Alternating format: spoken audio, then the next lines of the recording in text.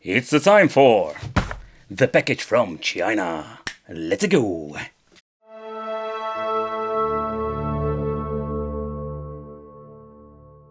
Guys, welcome back to the channel. It's awesome that you're tuning in. So in this video we are going to take a close look at the Gamebox, the 4K Ultra HD Game Stick. So it's kind of confusing. So it's an Android TV.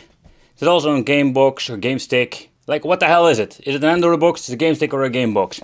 So this is like the most confusing things of these boxes. They make no freaking sense. Yeah, so for the people wondering, there is already like a review out there that I did a similar product, or is it the same? That is what we're going to talk about later on in a different video. So basically we have reviewed all kinds of Android boxes, but I was really curious about this one too. So yeah, it's just your typical like plastic fantastic game box. It looks kind of cool with the gold, but in the end what you're going to get is maybe something pretty damn crappy. So this thing comes with a 64 gigabyte card, and there's this e-Century or something like that. Nevertheless, what you're going to get is always the question, because power is what we're going to need for playing a lot of retro stuff. We're going to get ourselves again freaking PlayStation 2 controllers, or the fake ones. This is not like the worst quality. We do get this nice, let's say, joystick with a rubber top, and you don't have like every single time the same controller. Sometimes you do get, like with some of these game boxes, the pretty damn awful ones. Okay, so let's take a close look at the box itself. It's made very cheaply, and I was quite disappointed holding it in my hands. At the right, we're going to get two USB ports. We do have like the TF card. Then having like, the SD card. I don't always call it TF, but it's micro SD. Then we have like the LAN function, AV out, SPIF, HDMI, and the input for the power supply. Let's get myself a Pi 2 and let's open this bad boy up, because I just wanted to see what is in the inside freaking thing. There he is. Okay, so when it comes to the cooling, it's absolutely garbage. Like, there is not even like a cooling element on it, nothing at all. But I wonder, like, is this thing made brand new? It looks like this is like old technology, especially when you're looking at the Wi-Fi antenna. This is something I haven't seen before. I think I haven't seen it before when it comes like the newer models anymore. So yeah, so what it did is like having this gigantic thermal paste pad on it that connects to the plastic. Alright, so I've cleaned it up, or so far I can do it. And there's still a little bit of a sticky up that I also need to remove, but I think it's very hard to read. But this is the S905L model. A little bit of a bummer because it's a very old chipset. Funny thing is also, when you're looking over here to the specification, you can see this board has been made in 2016. Want to attach. And yeah, it's absolutely overkill by that these things laying around. So you know what, let's do crazy. Alright, so let's boot it up. Now what you can see over here, it runs just on your typical Emulation piece of software. Alright, so when booting up, this is actually like the thing that we're going to get. Quite interesting, if you ask me. And I must say, like, this is the first time actually I'm seeing this layout. And when you're looking at the previous box I've reviewed, you do also see there that we do get completely different like layouts. So we do have PlayStation Portable, PlayStation 1, your typical stuff that you have like for it comes to the sport, arcade, MAME.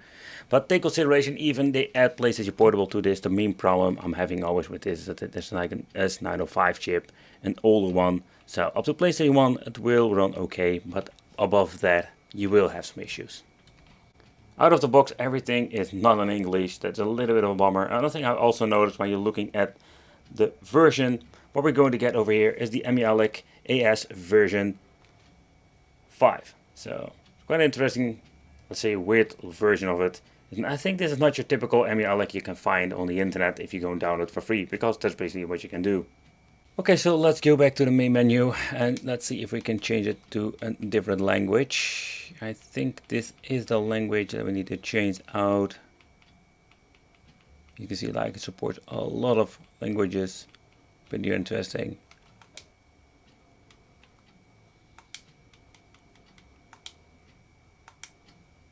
Let's see what happens then.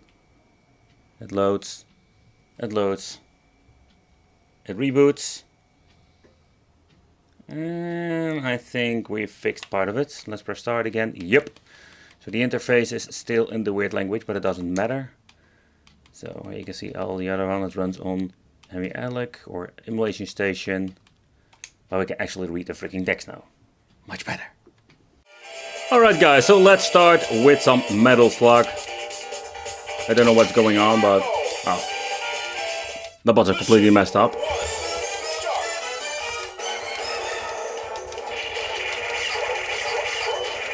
Alright, so if you want to play some old school games, these boxes are like more than powerful enough.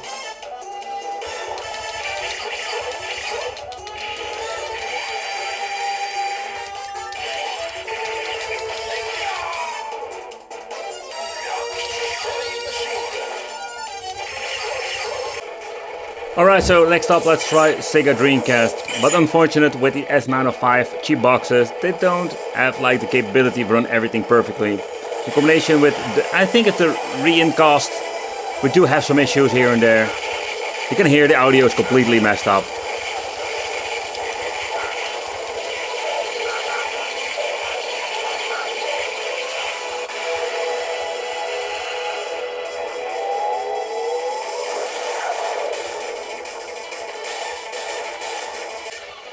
Alright, so next up, basically these boxes are like capable of running up to PlayStation 1. PlayStation 1 will run an original resolution, so if you have more power you could even like upscale it on these boxes, but that is something that is not recommended, especially when it comes to the basic S905 models.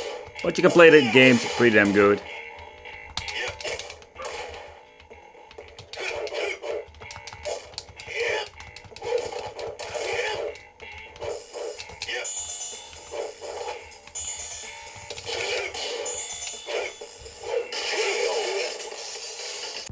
Alright, so next up I want to try some PlayStation Portable.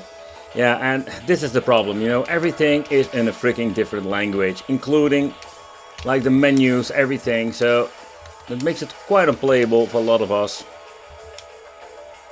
Also the speed goes up to crazy to 100 FPS, no idea what's going on in here. But now we're going to see that it will dip down.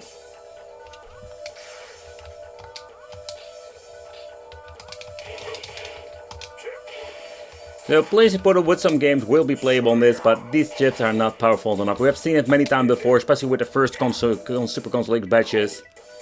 With some tweaking, they can manage to get some games playable. But if you want to play some God of War, it will not run at all. Alright, so next up let's try some N64. This is a system that will always have problems of these cheap boxes. But with the right configuration, some games are playable. And out of the box, it seems to be F-Zero X seems to be working okay.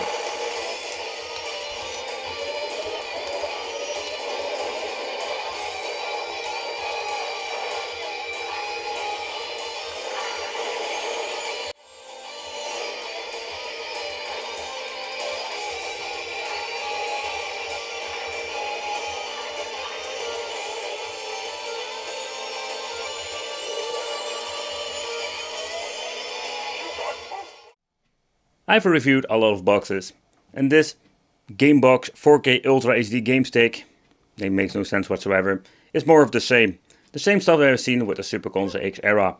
It's a cheap case, it's even like cheaper than the previous models, it looks nice, but that's it. It doesn't have like a lot of power, the controllers are okay, they're like okay quality, but they smell freaking chemical. Let me know in the comments what you think of this. I want to thank you for watching, consider subscribing, hit that little bell, become the Wicked family, and if you have any questions, just leave it in the comments, and it will be great to see you in the next video.